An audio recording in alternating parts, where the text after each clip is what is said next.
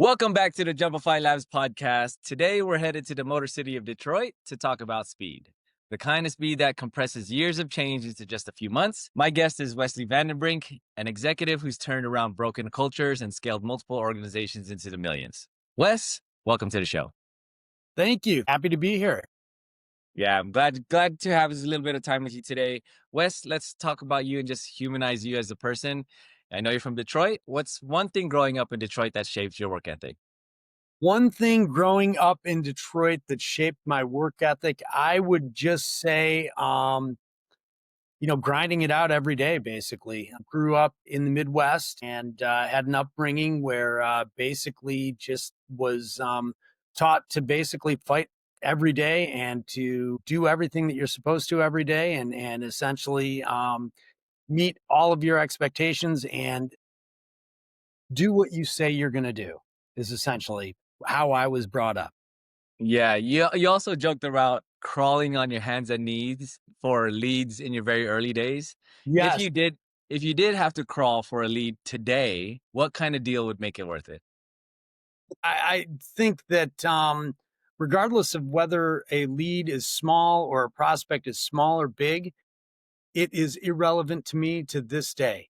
I follow up on every single lead to its conclusion, and I find a way to keep following up, whether it be by passing it off within my organization or following up on it myself. But every single lead, I follow up on it to its conclusion, which is really either a yes or a no. And even if it's a no, I then plan more follow up in the future.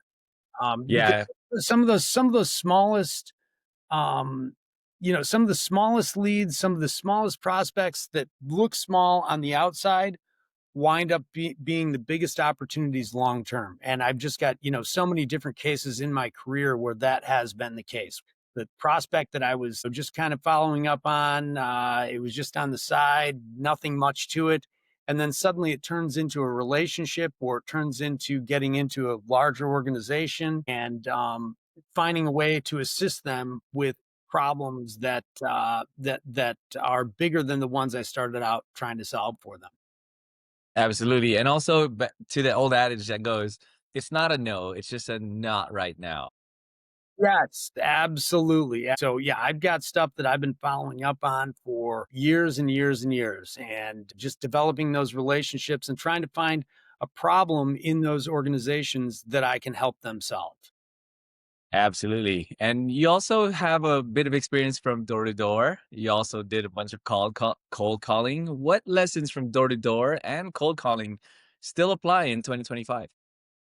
Well, I think that the cold calling environment has become so kind of automated with AI and stuff like that. I still receive a lot of cold calls myself from actual people. And then I also receive a lot of cold calls from AI. And I would just say that you need to find a way to continuously be reaching out all the time, looking for opportunities. And the opportunities are out there all over the place. You just have to be aware of them. So regarding cold calling, I mean, it's a challenging business. It's a challenging thing to do. You just have to grind through it, keep doing it, and opportunity will present itself. It's if you stop doing it, that's when basically you kind of have that defeatist attitude. But you just keep, and I've got salespeople working for me now where it's just like you've got to keep going. Yeah, and I know you may not be doing so much of the sales coaching right now. I know you're pretty much high up in your organization, but when you do have these moments where you're coaching younger salespeople who've not had to grind the way you did in the late '90s, Yeah. what are you saying to them? Because the younger generation as well, they have these technology, they have these tools, they have AI, and they want things done a little bit easier. How do you actually instill that grind culture, that grind mentality within them? Well, I mean, that is a challenge right there. And I think that for me, what I tell them is that the opportunity now exists more than it ever did for people to have basically a face to face and a real conversation with somebody as opposed to email, phone call, video conference, which we're doing right now. But Hmm. whenever there is the opportunity to have a face to face in person meeting, you have to take advantage of that. You cannot let that go by the wayside. You've got to find a way to have a real face to face personal connection with somebody. And the more you do of that, the more success you'll have. I think it's also starting to become a bit of a lost art where the in-person relationships and actually talking to someone where you could kind of gauge body language and kind of read between the lines as far as the body cues. I think it's starting to become a lost thing, especially when, the advent of dating apps and online communities and things like Zoom, I think is something that is definitely starting to get lost. Right. But let's talk a little bit about what you look for, or what are the first things that you're actually looking at when you take over a struggling company? When I take over a struggling company, the thing that I'm first looking at is how do they communicate internally? Yeah, so the culture. I know we talked about the Culture. Yes. culture and then Yes. how you're able to quickly assess if a culture is broken. So Right. what are some of those things that you're looking for? Broken culture is very easy to identify. It's number one, there's a lot of stuff coming at them. They're not processing it properly. They're not communicating it internally. And there is always, I won't say always, never say always, but I would say the thing that I've noticed, finger pointing. Mm. Everybody's pointing at somebody else and everybody's looking to deflect accountability away from themselves. And in a broken organization, it's super easy to do because there is no accountability from anybody and nobody's taking accountability. So there's just a lot of finger pointing and stuff like that. And so what I try to do is I try and bring that communication together and try to place accountability on specific individuals as opposed to the entire organization. If there's more than one person accountable, nobody's accountable. Yeah, let's talk about this operating system that you install. Let's talk about EAOS. Yes. For the listeners new to it, Yeah. can you explain in plain English what Yes. is EAOS? Got it. It's EOS and it's traction. And it's a management process that's used a lot in a lot of Michigan companies and really worldwide now. And it's kind of become branded and franchised as a management process. Essentially, I came on board with a company and was accountable for turning that company around. And so it's the process that I implemented. And it's really starts with number one, you have to start big and then whittle it down to the day-to-day operations. So the first thing you do is you establish what is the purpose of the organization. Okay. And so that's the first thing. What are we here? What are we trying to do? And it's got to be simple. It really has to be less than I would say less than 5 words. I'll give you 10 words. It's got to be less than 10 words, but ours is less than 5 words. It's to purify water. Okay. And then you establish what are the core values of that company. And I know this kind of sounds like esoteric and it's big picture and it doesn't help the day to day operation at all. But without these kind of backbone type of issues that you work through, you can never get to the day to day. And so you have to start with that big picture. So then it's the core values, and you establish the core values by looking at, or at least we did, and it's one mechanism for establishing core values is looking at who is your best or ideal employee. Okay. And so what are the values that he kind of that characterize that ideal employee? And everybody's got one. And so we establish the core values. Then we establish a 10-year objective, a long-term objective. We break it down into a 3-year picture, then a 1-year plan, and then 90-day rocks, and then weekly meetings that have scorecard items. And the meetings are very structured, I'll say. Same time every week, starts on time, ends on time, the same format every week. And then you get to the issues and you identify, solve issues. Every 90 days, you go offsite with your management team. You have a leadership meeting. You look at what's our vision? How did we do in the last 90 days at attaining what we wanted to do, walking towards our vision? And then you look at what are we going to do in the next 90 days to get closer to our vision?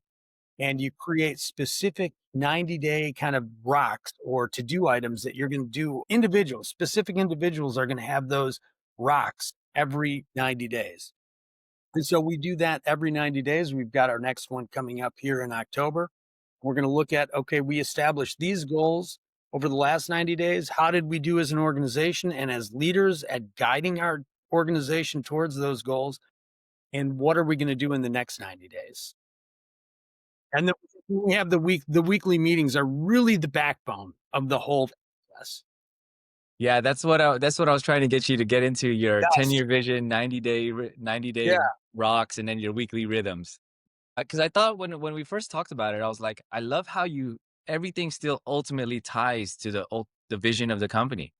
And it's what you're doing to kind of keep that instilled and keep that on the forefront, which is, I think you having a system for it really is something that people just do not even think about.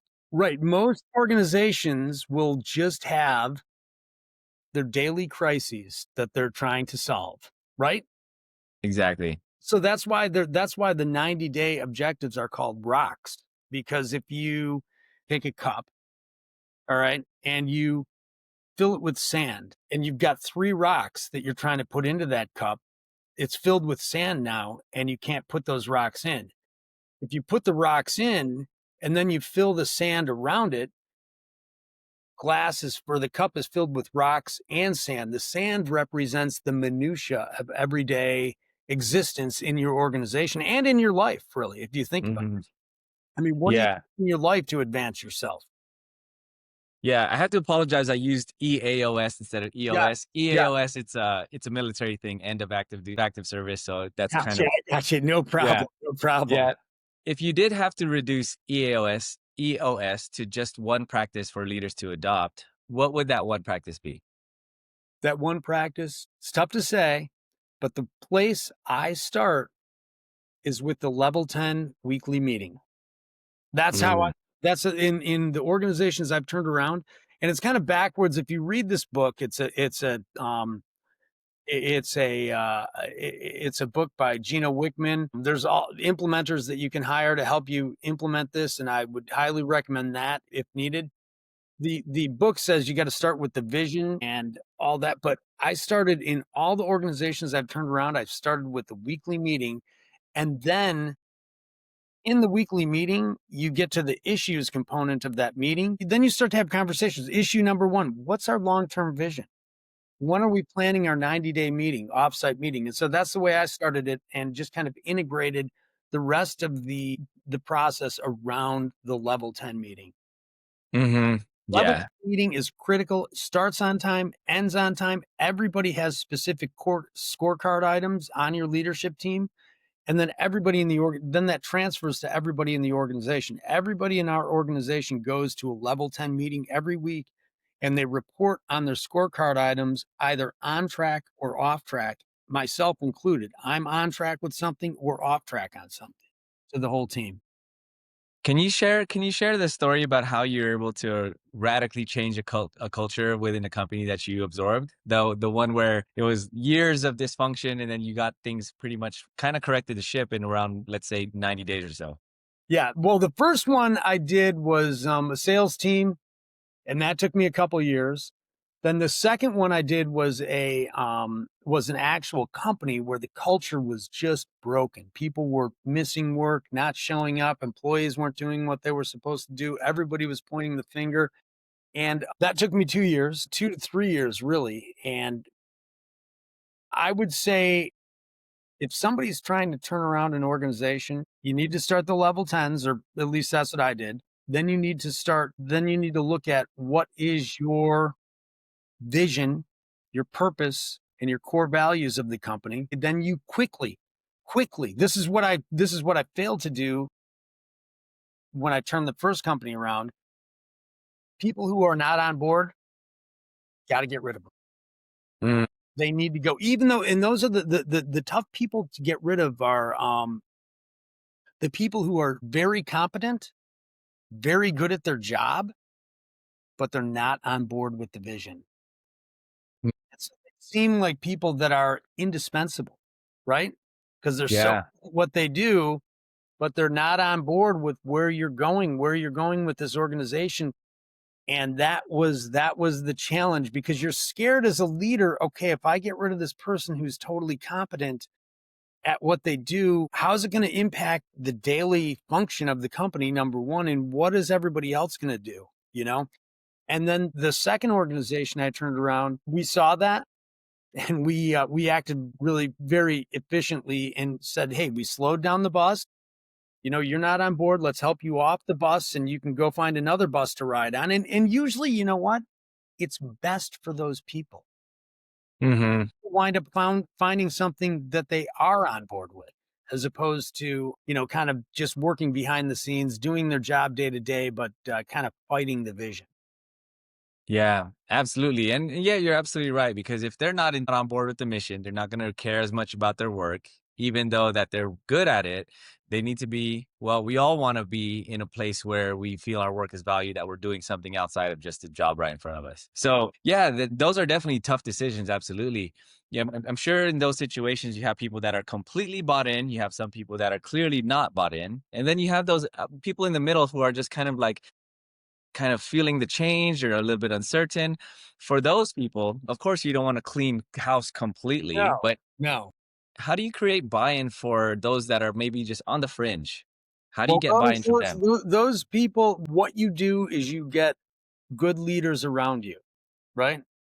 No, get rid of the concept of management is what I'm thinking, not management in general, because people will call me a manager, and I can't stand that term.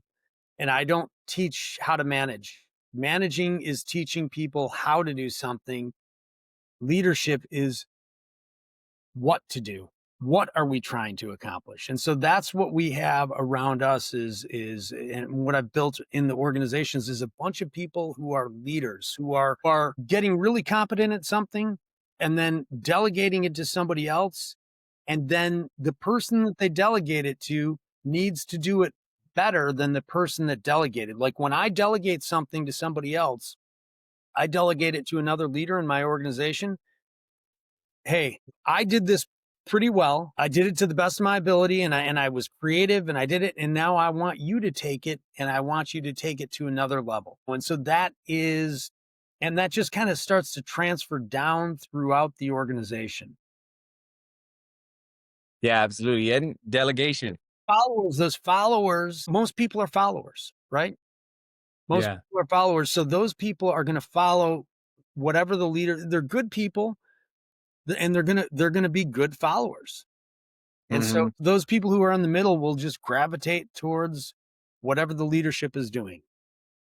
Absolutely. Oh, I totally agree. I like how you delegate to leaders, competent Yeah. people, putting trust in them that they could do their job and that they were at the leadership position for a reason.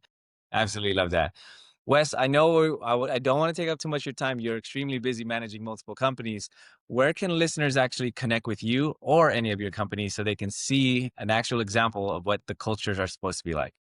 Yeah, well, you can either go to our website, and if you need any water treatment services in Michigan or throughout the country, because we've got a number of sister companies and associate companies that we work with now, you can either go to AmericanAqua.com or purewatermi.com, or you can email me at Vandenbrink. It's a van like you drive, a den like a lion's den, and brink like the brink of disaster. That's the only way I can think of it. And then AmericanAqua.com. Absolutely. Thanks so much, Wes. If you like episodes like this, short, quick, punchy tidbits from other leaders that are actually making it happen, be sure to tune in for more. My name is Jay. This is the Jumpify Labs podcast. Take care.